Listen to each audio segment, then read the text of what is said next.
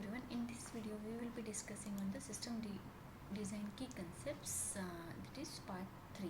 In first two videos we have discussed on the scalability and availability. In the third video we will be discussing on the cap theorem.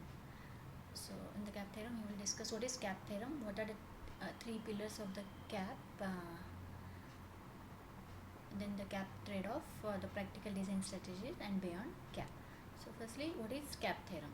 The cap theorem is introduced by Eric Brewer in 2000 and it provides a fundamental framework for understanding the trade-off that must be made when designing the distributed systems, and this cap stands for consistency, availability, and partition tolerance. And why it is designed? Because it is impossible for any distributed systems to simultaneously provide all these three: consistency, availability, and partition. So out of these three, which two should be considered, that is the cap theorem, and it depends on each scenario. So first one is three pillars of cap. First one is consistency. Consistency is like it ensures that every read receives the most recent write or an error. So here here when we are reading from the particular system, at that time we will get the value for all the systems as the same, that is x, otherwise we will get an error. So this is the consistency, and it is crucial for the applications where we are having the most up-to-date data, that is in the financial systems, where a balance inquiry must reflect the most up-to-date the status of an account. So this is first one is consistency. Second one is availability. It guarantees that the every request, read or write, receives a response, and it is not necessary that it should be the recent write. Some can get the value as x, some can get the value as y, some can get the value as z, but the system should be remain always operational and responsive. The system should be always available, even if the response from the sum of the nodes don't reflect the most up-to-date information. This is availability, and this is important for applications where it need to remain always operational. For example, the retail systems like Amazon, Flipkart, they should be always available during the sale times also. So the second one is availability.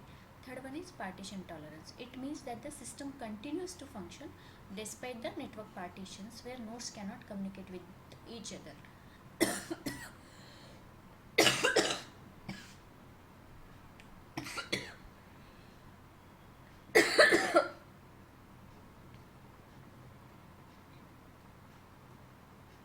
A network partition occurs when a network failure causes the distributor system to split into two or more groups of nodes that cannot communicate with each other. So for example, and now when there is a partition tolerance, when any particular system needs a partition tolerance, then there is a trade-off between other two. This is consistency and availability. So let's say if we need to choose a partition tolerance, but then out of consistency and availability, which one to choose? So first one is we are choosing the consistency over availability. For example, consider the systems which prioritize consistency and can tolerate network partition, but at the cost of availability.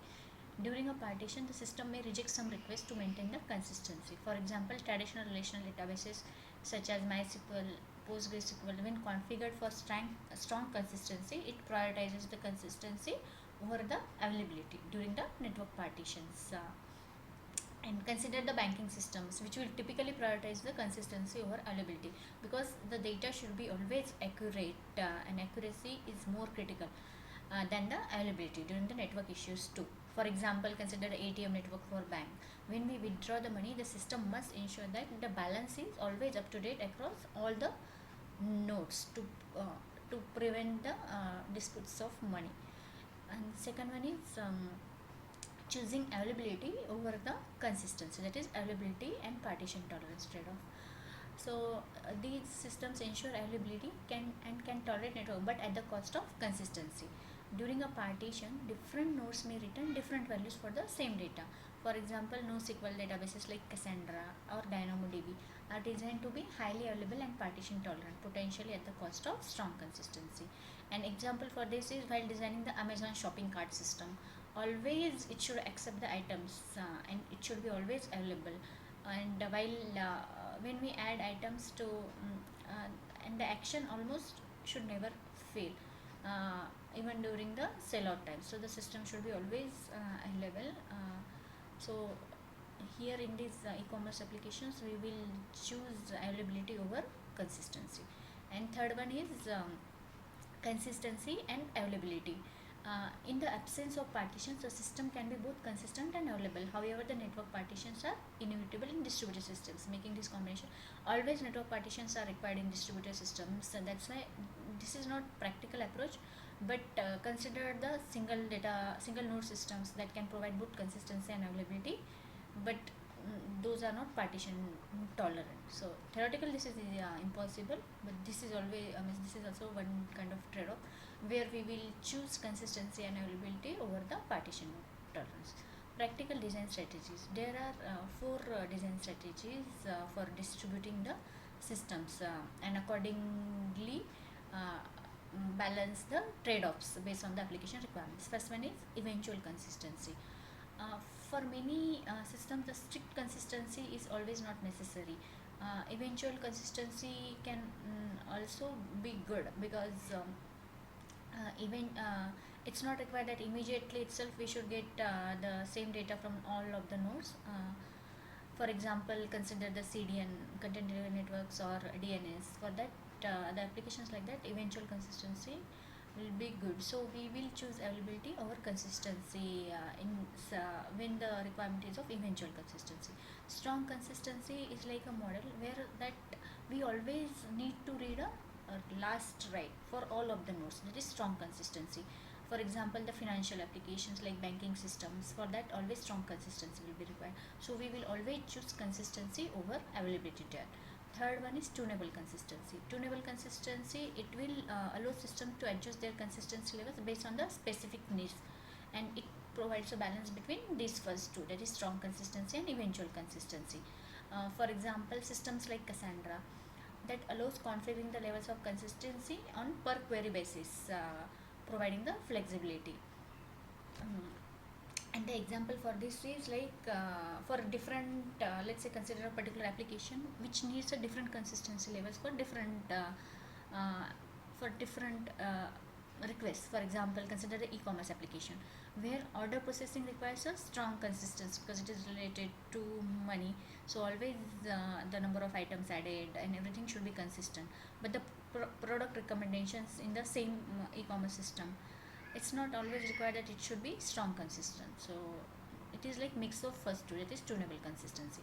Fourth one is quorum based approaches. It is like uses voting among a group of nodes to ensure certain level of consistency and fault tolerance. Whatever is the maximum number of votes we will get, based on that operation will be considered as final committed. That is quorum based approach. That is mainly depends on the voting base, and the systems that needs a balance between consistency and availability often using consensus algorithms like Raft or Paxos. Then beyond CAP, actually the CAP is foundational, but it doesn't cover all scenarios. That's why Daniel had proposed the new one, PACE-LAC theorem, and that's an extension for introducing the latency and the consistency as additional attributes from apart from the CAP. That's so what is mean, if there is a partition P, then there is a trade-off between availability and consistency, else there is a trade-off between latency and consistency. That's the PACE-LAC theorem. This theorem acknowledges that even when the system is running normally, there is a trade-off between latency and consistency. So in conclusion, the CAP theorem is always a powerful tool for understanding the inherent trade-offs in distributed system design.